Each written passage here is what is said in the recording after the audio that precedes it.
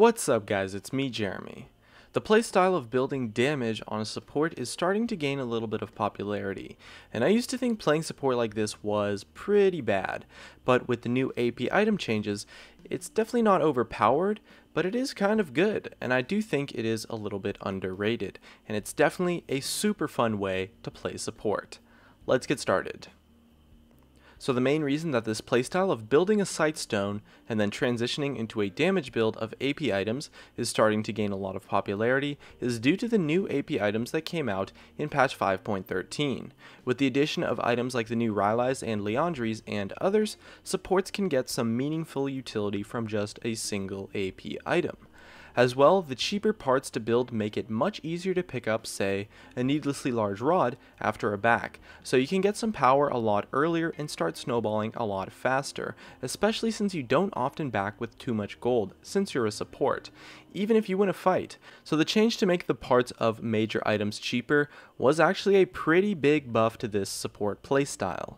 And what the playstyle is fairly simple. You play a utility, high damage mage, and after picking up a Sightstone, it's very important, you must pick up a Sightstone, build what is essentially a standard AP build if you were to play that champion in the mid lane.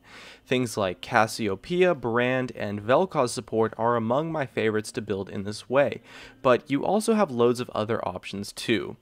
It's important to play a mage, since they tend to at least have a reasonable amount of utility and crowd control, as well as being able to make a lot out of just 1 or 2 damage items, due to the utility that is contained with most AP items, unlike an attack damage focused build. And this playstyle has a lot of pros and cons, but it's important to remember while you play it that you are still a support, and that your role in the game is still that of a support. You still need to control vision, you still need to kite, and always put your carries first. You just get some extra bonuses in the damage department at the trade-off of giving up some utility and kiting power. And remember that since you are still the support of the team, you need to have some kiting potential, meaning that it's crucial for you to play a mage that has some form of crowd control within their kit. So sorry guys, but Nidalee support probably isn't going to cut it. And so this playstyle is something that has the potential to be extremely successful in solo queue, since it has quite a few things going for it. It's very powerful in lane due to the high base scaling of AP champions, especially at level 6, and so you can come out of lane with quite a few kills.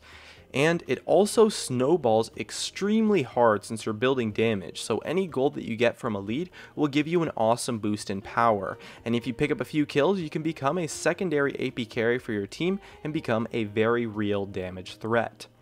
Due to the burst damage nature, your pick potential is through the roof, which also helps a lot when it comes to roaming mid. And overall, players will not expect the amount of damage you can put out, so you can catch people off guard, and it's great because it gives you as the support player the ability to make plays by yourself, which you otherwise might not be able to do due to lacking damage in your kit.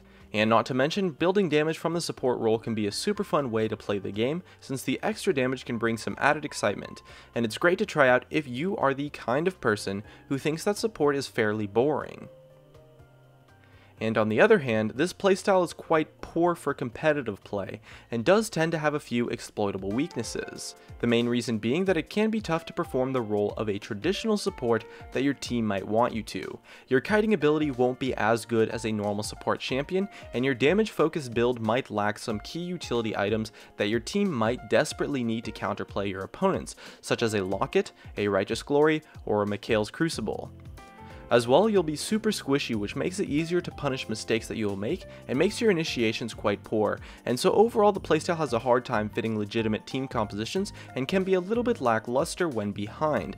As well, when it comes to competitive play, the lane dominance isn't as impactful since your opponents are very likely going to 2v1 you.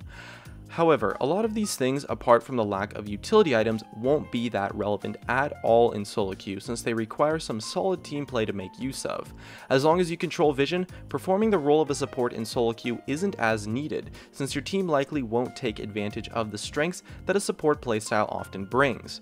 And kiting will be easier than it would be at the competitive level since dives onto your carries are going to be a lot less coordinated, and quite often the extra damage to kill the target faster might help more than some extra crowd control due to the uncoordinated nature of the dive that the opponents attempt on you. If you're enjoying the analysis, just a reminder to help me out by tapping that like button. Also, it's worth noting that this playstyle of support has a somewhat different nature when it comes to matchups. Whereas a normal support might do a great job versus assassins, this playstyle of support tends to get fairly wrecked by them since they can outplay your damage quite easily and kill you really fast. But since assassins aren't that popular in the meta right now, it's not too bad. But it also does a pretty good job versus tanks too, since you can help kill them a lot faster. And when it comes to solo queue and just lower skilled play in general, this playstyle can lead to a lot of interesting and often powerful team comps, as well as some interesting synergies with specific champions and lane dominant AD carries. Things like Cassiopeia, Twitch, bottom lane really come to mind, and those kinds of strategies are great and super fun since the power is really unexpected and will allow you to really surprise your opponents and pick up a lot of kills that you wouldn't otherwise get. So what do you think about this playstyle? I personally find it to be just okay. It's nothing too crazy, but it's definitely super fun, and I do see it as a little bit underrated.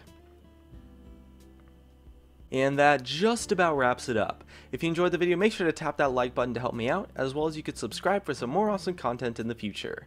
And definitely check out some of my other videos on the screen too. Thanks for watching, and I'll see you guys next time.